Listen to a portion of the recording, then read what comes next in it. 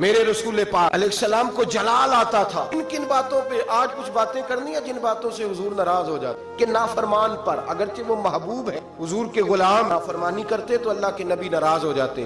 مشکات شریف میں حضرت عبداللہ بن عمر رضی اللہ تعالیٰ عنہ حدیث کے راوی باتیں صحابہ بیٹھ کے تقدیر پر بحث کر رہے تھے. طرح کے ان پڑھ بندے نے جس پھٹے پہ بیٹھتے ہیں دین میں بات کرتے ہیں, چوک پہ بیٹھتے ہیں اپنی اور 5-7 مسئلے سب نے یاد کیے, کہتے ہیں مولویوں کی پتہ, ان کو کیا خبر ہوئی, کو کیا پتا ہوتا ہے. مجھ سے سنو, سب سے بڑا مفتی تو میں ہوں, شیخ القرآن کی 2-4 ڈگریاں اس جیب میں اور شیخ الحدیث کی اس جیب میں ہے. کھلی بیچارے کو کیا پتا, وہ تو روٹی کھاتا رہا ہے 8 سال مدرسے, ان کو کیا خبر. اپنی مرضی کا مسئلہ, اپنی مرضی کا فتویٰ. لوگ علماء کے پاس بھی جب آتے ہیں تو رائے لینے نہیں آتے, رائے دینے آتے ہیں. 2-4 بندہ رائے دے جاتا ہے, کہتا ہے جناب اس طرح کہا کریں لوگ جب آپ کے پاس آتے ہیں, کہ لوگ ہمیں بتاتے ہیں یہ باتیں سنایا کریں, خالی بات نہ بیان کیا کریں. میرے بھائی سنیں, نبی کریم علیہ السلام تشریف لائے مسجد نبوی میں تو صحابہ تقدیر پر بحث کر رہے تھے. حضرت عبداللہ بن عمر رضی اللہ تعالیٰ عنہ فرماتے محبوب آئے, حضور نے سن لیا, میں نے حضور کے چہرے کو اس طرح سرخ دیکھا جیسے آگ کا انگارہ سرخ ہوتا ہے. جلال نبی کریم کے چہرے پر. حضور نے فرمایا کیا باتیں کر رہے ہو, کیا باتیں. بڑے بریلی کے امام کہنے لگے غضب سے ان کے خدا بچائے, غضب سے ان کے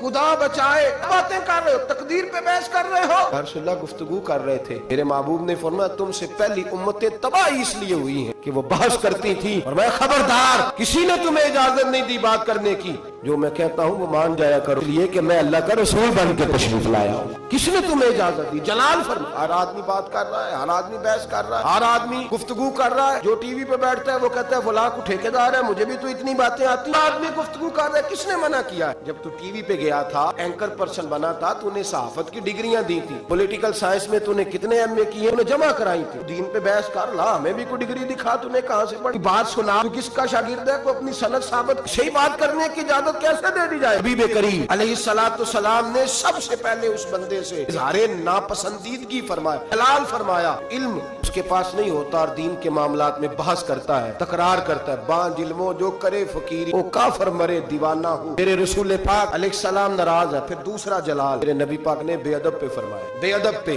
ابو داؤد, ابن ماجہ. یہ کریم علیہ السلام بازار میں نکلے, گلی میں نکلے, ایک آدمی کو دیکھا, اس نے خانہ کعبہ کی سمت منہ کر کے تھوکا. کعبے کی طرف نہیں, کعبے کی سیدھے پیر کیے ہوئے. کہتے ہیں قرآن تو بڑا پڑھ رہا ہے نا, چلو کعبے کو پیر کیے تو پھر کیا ہے جی, یہ کہیں کہاں لکھا ہوا ہے کہ کعبے کو پیر نہیں کرنے چاہیے. کس حدیث میں لکھا ہے؟ تو میں دکھاؤں کس حدیث میں لکھا ہے. محبوب پاک سید عالم صلی اللہ علیہ وسلم مدینے میں, سیاح کی روایت کر عرض کر رہا ہوں, کان اور آنکھیں اور دل کھول کے رکھا کریں. یوں چلے آؤ نا برچھی تان کر, اپنا بیگانہ ذرا پہچان کر. اگر دنیا میں رہنا ہے تو کچھ پہچان پیدا کر. باسے خضر میں یہاں سینکڑوں راہزن بھی پھرتے ہیں.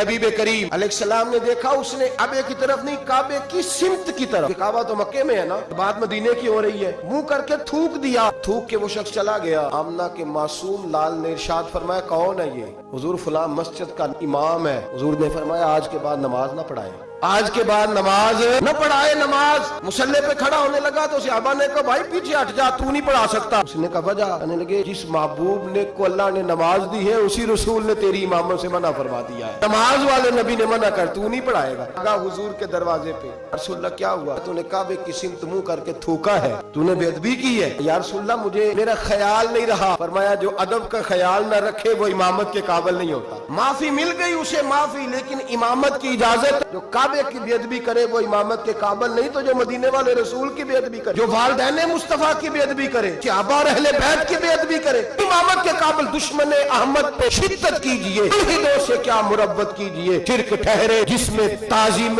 حبیب, اس برے مذہب پہ لعنت کیجئے. اعلیٰ حضرت فرماتے ہیں ہمارا تو عقیدہ ہے کہ ادب کے معاملے میں نبی پاک نے ناراضگی کا اظہار. حضور جنازہ پڑھانے گئے, پہلے چلے گئے. لوگ کہتے ہیں پتہ ہوتا تو جاتے کیوں. میں کہتا ہوں اگر جاتے نہ تو مسئلہ کیسے بتاتے. حضور پہنچ گئے, جنازہ گاہ تک پہنچے. ہندوستان میں ترمذی ہے, میت کے چہرے سے بھئی جو مر گیا ختم ہی ہو گیا, اس کے ساتھ کاہے کی زد, اس کے ساتھ کیا جھگڑا, ماری گیا ہے. ترمذی ہے, سیارز کر رہے سے کپڑا ہٹایا. میں نہیں جنازہ پڑھاتا. اب جس کو لوگ کفن غسل دے کے آیا تھا تو مسلمان ہی نا, لیکن میرے محبوب کا جلال دیکھیں, غضب سے ان کے خدا بچائے. قبرستان تک آئے, کپڑا ہٹایا, فرمایا نہیں پڑھاتا جنازہ. صحابہ نے کہا حضور پڑھائے, نہیں پڑھاتا. حضور بے نمازی تھا, فاسق تھا, کیا جرم تھا؟ میں نہیں जनाजा पढ़ाता, मेरे उस्मान गनी से बुग़्ज़ रखता था। ये मेरे उस्मान गनी से मान से बुग़्ज़ रखे, ये है मैयत किसी बेअदब की दिखाने के काबिल नहीं है, उस पे लानत खुदा की, रहम पाने के काबिल नहीं है। रसूल पाक अलैहिस्सलाम तो मर जाए, हजरत उस्मान का दुश्मन तो जनाजा नहीं पढ़ाते, तो जिंदों के साथ दोस्तियां किए फिरता है।